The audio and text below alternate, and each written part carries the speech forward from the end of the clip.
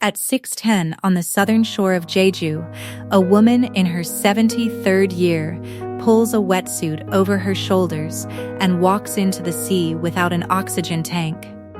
She has been doing this since she was 15. At 7:40 in the village of Hato, two women in black neoprene sit on the rocks above the water eating rice from a shared pot. The tide is going out. They have already been down twice. By 9 in Guyok on the east coast, a diving shed smells of salt and wet rubber and something warm from a gas burner in the corner.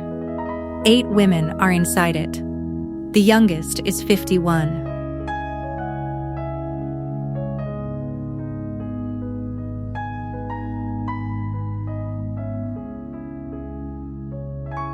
This is Jeju, a volcanic island 73 kilometers wide off the southern tip of the Korean peninsula. Home to 680,000 people, a single extinct crater at its center, and a tradition in which the women went into the water and the economy followed them down. For several centuries on this island, the women earned the money. What follows is daily life in a place that quietly ran itself that way, and the question of what is left when the last woman who learned it comes ashore for good.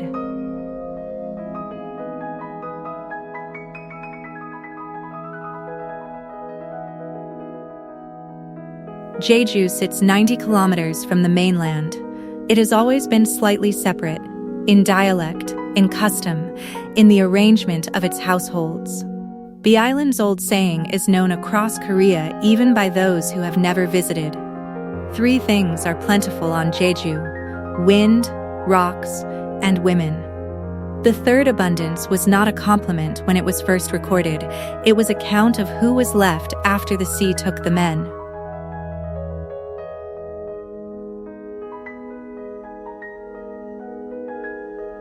The inversion began practically and became structural. By the 17th century, the women of Jeju were diving commercially, collecting abalone, sea urchin, and top shell from the seabed and selling what they brought up at the harbor. The men farmed poor volcanic soil and caught fish in boats that did not always return.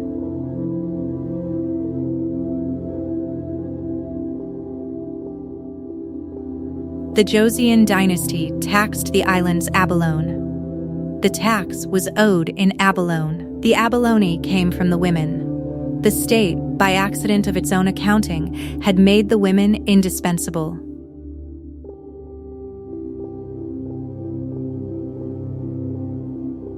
By the 18th century, the Jeju governor sent a petition to the court in Seoul. The diving women, he wrote, were being worked to exhaustion by the tax burden. He asked for relief. The court reduced the quota. The women kept diving.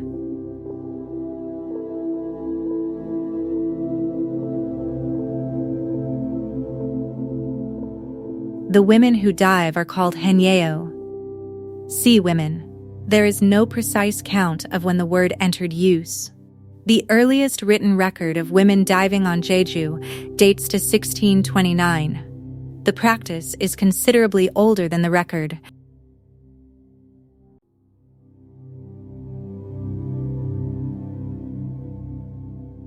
A Haenyeo dives without an oxygen tank, without a regulator, without a pressurized suit.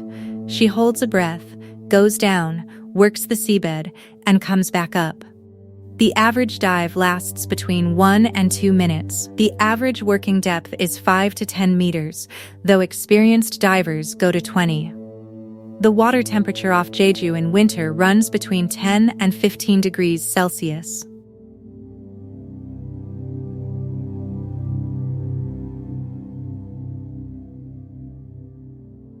What the body learns over decades of this work is a controlled slowing.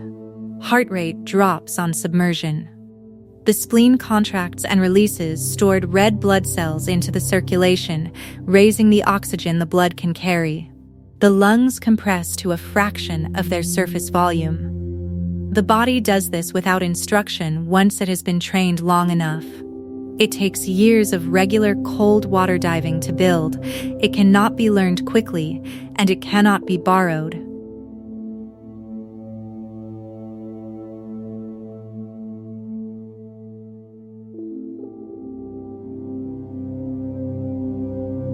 The whistle breath heard on every Jeju diving shore is called sumbi sori. It is the sound a Haenyeo makes on surfacing. A controlled exhale and inhale that clears the carbon dioxide and resets the lungs for the next descent. It is involuntary after long enough. Divers report hearing it in their sleep.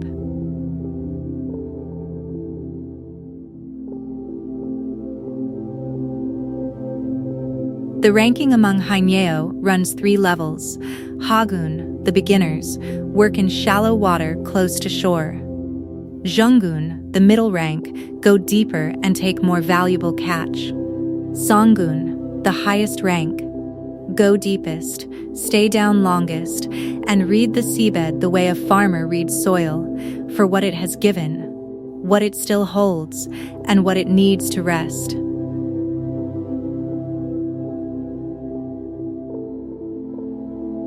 The apprenticeship was never written down. A daughter followed her mother into the water.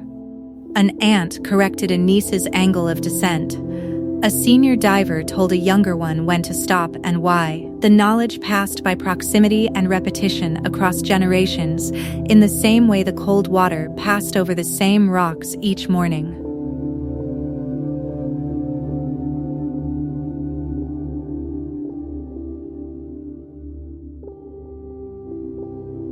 A dive day on Jeju begins before the sun is fully up.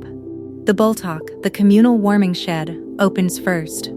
It is a low stone or concrete building near the shore, large enough for the local diving group, heated by a wood burner or a gas flame in the center. Women arrive in ones and twos, pull on wetsuits, check equipment, drink tea.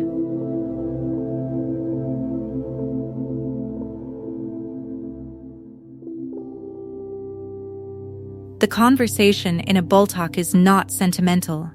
It is operational. Which section of the seafloor to work today? Whether the current is running wrong off the eastern point. Which diver's knee has been bad since Tuesday, and whether she should go in anyway.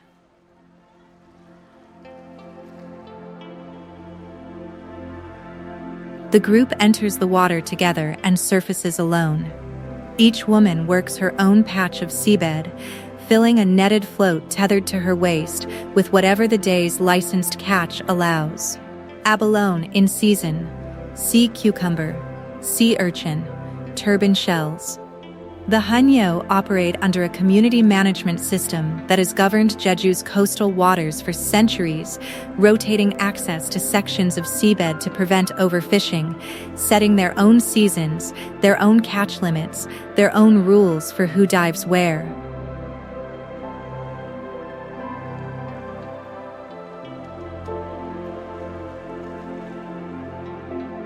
The system was not designed by a ministry.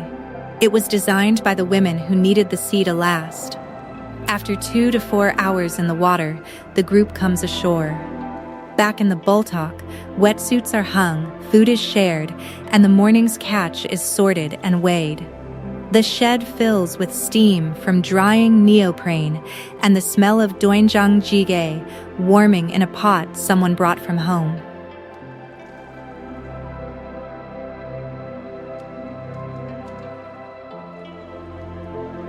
The conversation continues. An argument about a boundary marker. News about a granddaughter. A diver who did not surface for what felt too long. The women who have been doing this for 50 years discuss it in the same tone they use to discuss everything else.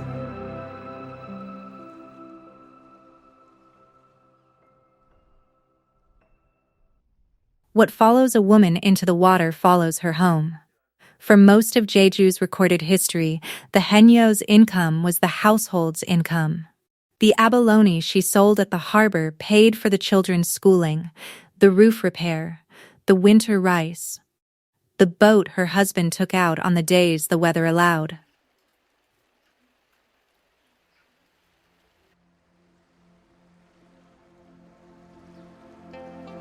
Household authority on Jeju ran accordingly. The woman who held the money held the decisions. Ethnographers studying Jeju through the 20th century noted the same pattern across the island's villages. Older women addressed their husbands with a directness unusual in contemporary mainland Korean custom. Men in Haenyeo households described managing the domestic work while their wives were in the water. The word for this arrangement in Jeju dialect had no irony attached to it. It was simply what a household was.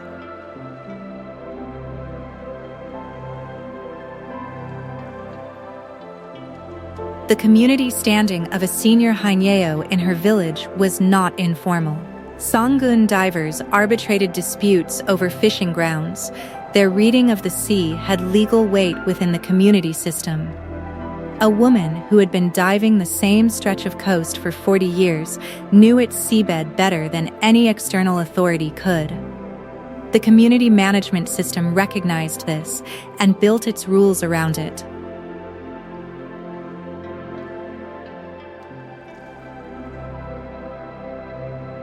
In 1895, Jeju Haenyeo mounted a tax protest against the Japanese-imposed fish merchants who had taken control of the island's seafood trade. They organized in the Bultak, walked to the administrative office together, and refused to work until the terms changed. The protest succeeded. In 1932, Haenyeo organized a larger resistance movement against Japanese colonial collection practices. Over 17,000 women participated across 3 months of coordinated action. It was one of the largest organized movements of women in Korean colonial history. The divers' solidarity had an infrastructure. It was the shore, the shed, and 50 years of working the same water together.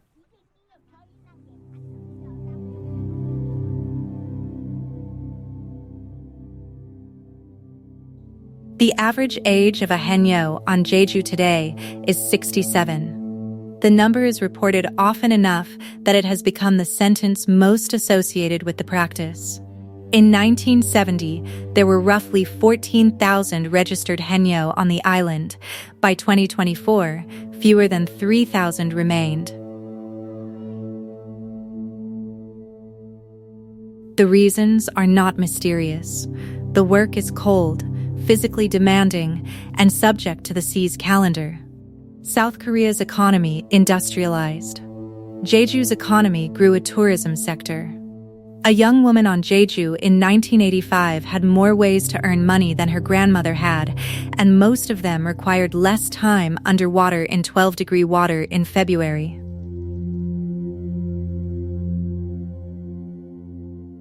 The daughters of Haenyeo grew up watching their mothers work and chose differently. Some left for the mainland for university. Some stayed on Jeju and took other work. Some intended to return to the water and did not.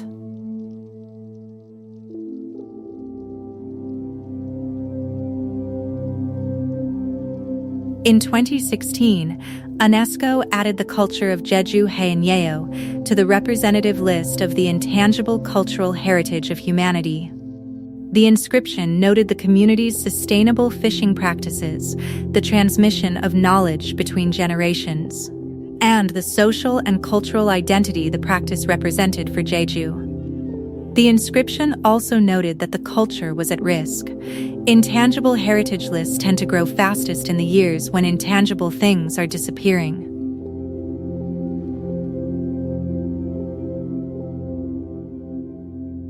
In a school on Jeju, a program was established to teach children the basics of free diving and the Haenyeo way of life. The children learn the names, practice the breathing, hear the history. Some of their teachers are Sengun divers in their 70s who drove to the school from the same bultak they have used since their 40s.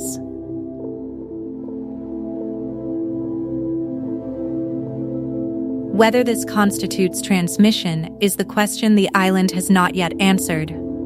The breathing can be taught in a classroom. The seabed knowledge cannot. A child can learn Simbasori in a pool. She learns what the Eastern Current does in December only by going into the Eastern Current in December, year after year, decade after decade, until the body knows before the mind does.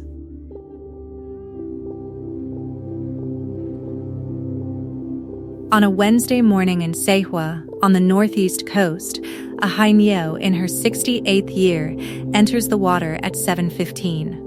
She is a Jungun diver.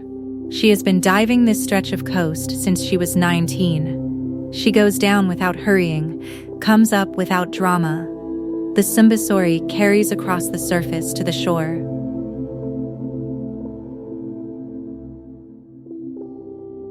In the bultok afterward, she sits near the burner.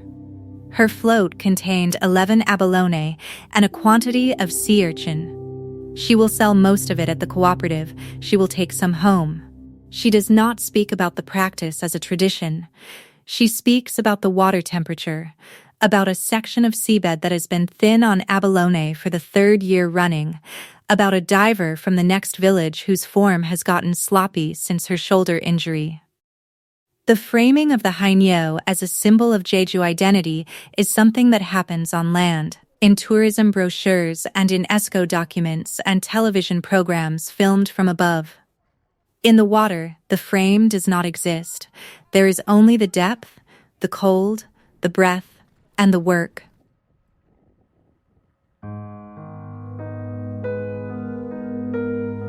By late afternoon on the south coast, the bultok near Mosulpo has emptied. The wetsuits hang on the line outside. A gull sits on the stone wall above them. The sea is the same color it was this morning. In a house above the harbor in Haedo, a Haenyeo in her late 70s is cooking. Her daughter, who lives in Seoul, called this morning and asked when she is going to stop diving. She told her daughter it was a reasonable question and changed the subject.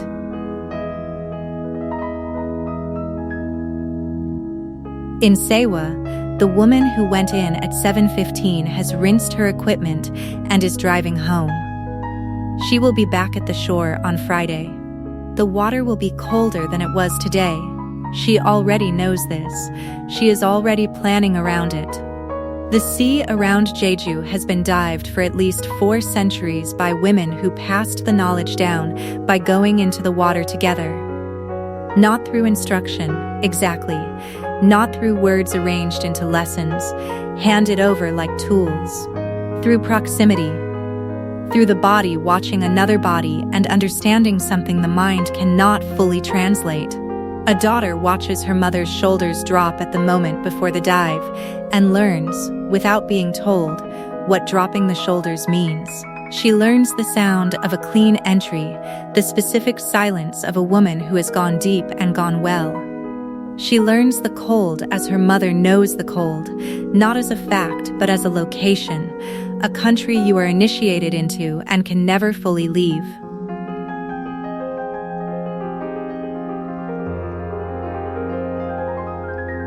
The knowledge lives between women. It moves in the water between them. It is the angle of a wrist against a current, the held breath measured not in seconds, but in how the chest feels when it is time, always exactly time to turn. It is the reading of the sea's surface for what the sea is concealing.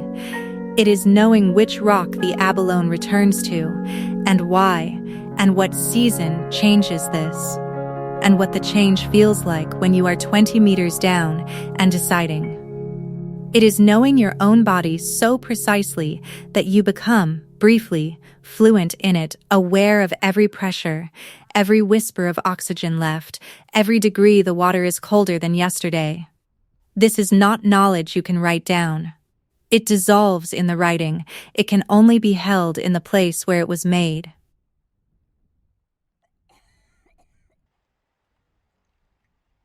The knowledge is still there, in the bodies of the women still diving. In the way they enter without looking afraid. In the way they surface without looking relieved. In the conversations in the bultok, the warm house at the sea's edge where they recover between dives, what sounds like gossip, like complaint, like the ordinary talk of women resting, is also something else. It is the maintenance of a shared world. It is the passing back and forth of accumulated observations about a particular reef, a particular tide, what the sea did last Tuesday, what this means for tomorrow, what this has always meant. The talk is part of the knowledge. The silences in the talk are part of it too. What is uncertain is the body it passes into next.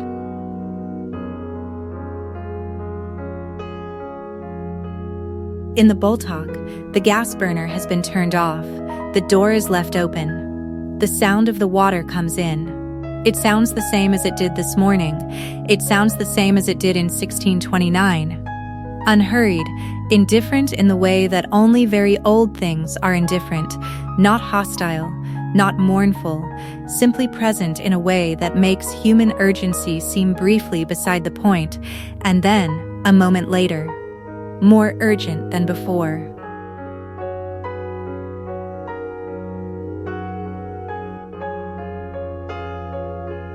The women who are left are old. This is not said as a slight. It is said because it is the fact that everything else arranges itself around. They dove when they were young, and they dove when they were middle-aged, and they are diving still. At 70, at 75, going down into the same cold they have known since childhood. And they are doing this partly because the sea is still full, and partly because they do not know what else to do with a body that has been taught, over a lifetime, to belong to the water. Their granddaughters live in Seoul. Their granddaughters have offices, and phones, and reasons that are not small reasons. The island changed. The economy that once made the Haenyeo central, that made their income essential, their knowledge valuable in the most legible way, the way that keeps traditions alive when sentiment alone cannot, that economy shifted. And what was once a life that daughters were born into became a life that required choosing. Fewer daughters chose it. This is not a mystery. This is what happens when a choice appears where there was no choice before.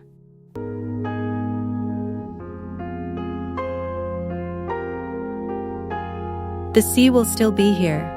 The question is not whether anyone will dive into it. The question is whether anyone will know, when they surface, what the woman before them knew. Whether the knowledge that has been held, body to body, generation to generation, across 400 years of cold water, whether that knowledge will find its next vessel, or whether it will end in the body of the last woman who carries it, going down with her into the sea one final time when she dies, which is the way the things that live in bodies end. Quietly, without announcement.